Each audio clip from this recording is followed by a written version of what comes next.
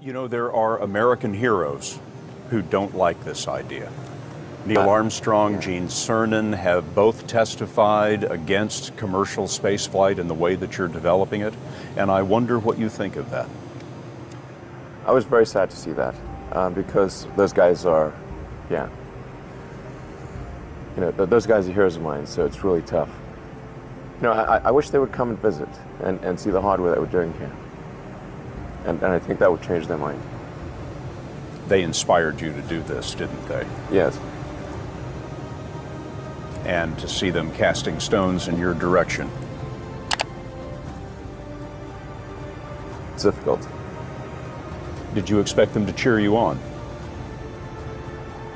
So they're hoping they would.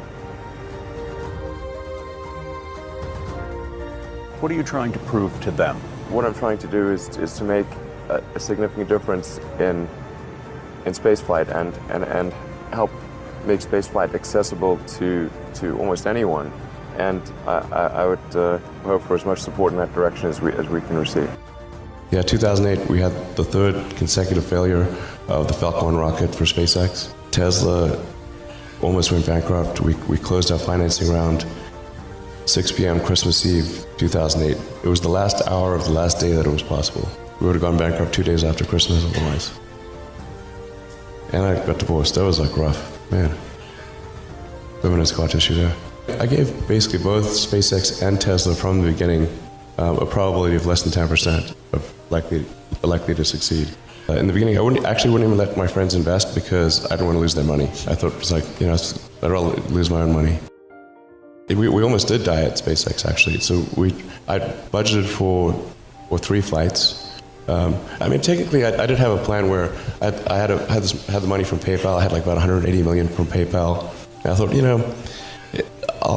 I'll allocate half of that to SpaceX and Tesla and Solar City, and that should be fine. I'll have 90 million, like just lots, But then what happened is things cost more and took longer than I thought. So I had a choice of either put the rest of the money in or the companies are going to die. And it's like, so I ended up putting all the money in and borrowing money for rent from friends. When I was young, I didn't really know what I was going to do when I got older. People kept asking me, but then eventually I thought that the idea of inventing things would be really cool. And the reason I thought that was because I read a quote from Arthur C. Clarke, which said that a sufficiently advanced technology is indistinguishable from magic, and that's really true. If you go back, say 300 years, the things that we take for granted today you'd be burned at the stake for. Being able to fly, that's crazy. Being able to see over long distances, being able to communicate, having effectively with the internet a group mind of sorts, and having access to all the world's information instantly from almost anywhere on the earth. This is stuff that really would be magic, or would be considered magic in times past. In fact, I think it actually goes beyond that, because there are many things that we take for granted today that weren't even imagined in times past. They weren't even in the realm of magic. So it actually goes beyond that. So I thought, well, if I can do some of those things, basically if I can advance technology, then that's like magic, and that would be really cool. I was at sort of a slight existential crisis, because I was trying to figure out what does it all mean? Like, what's the purpose of things? And I came to the conclusion that if we can advance the knowledge of the world, if we can do things that expand the scope and scale of consciousness, then we're better able to ask the right questions and become more enlightened, and that's really the only way forward. Even if you're the best, there's always a chance of failure. So I think it's important that you really like whatever you're doing. If you don't like it, life is too short. If you like what you're doing, you think about it even when you're not working. I mean, it's something that your mind is drawn to. And if you don't like it, you just really can't make it work, I think.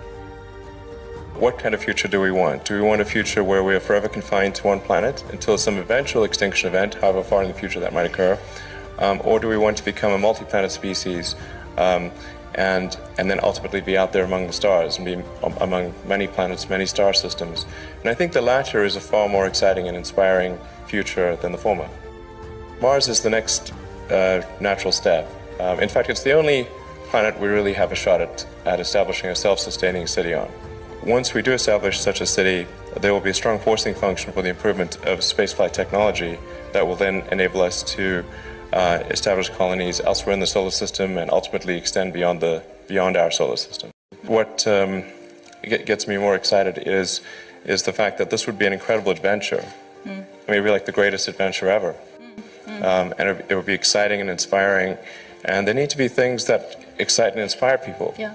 There have to be, reasons why you get up in the morning. It can't just be solving problems. It's got to be, something great's going to happen in the future.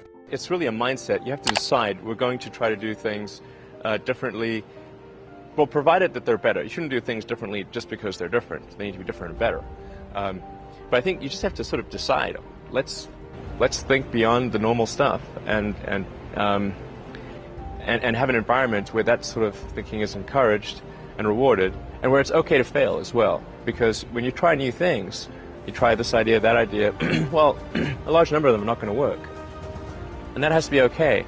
If every time somebody comes up with an idea that has to be successful, you're not going to get people coming up with ideas. SpaceX is alive by the skin of its teeth, so is Tesla. If things had just gone a little bit the other way, both companies would be dead. And I like one of the most difficult choices I have ever faced in life was in 2008. I think I had maybe $30 million left, or $30 or $40 million left in 2008. And I had two choices.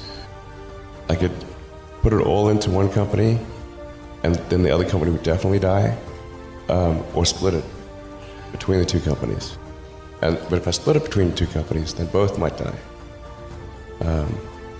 And when you put your blood, sweat, and tears into creating something, or building something, it's like a child. Am I going to let one starve to death? I couldn't bring myself to do it, so I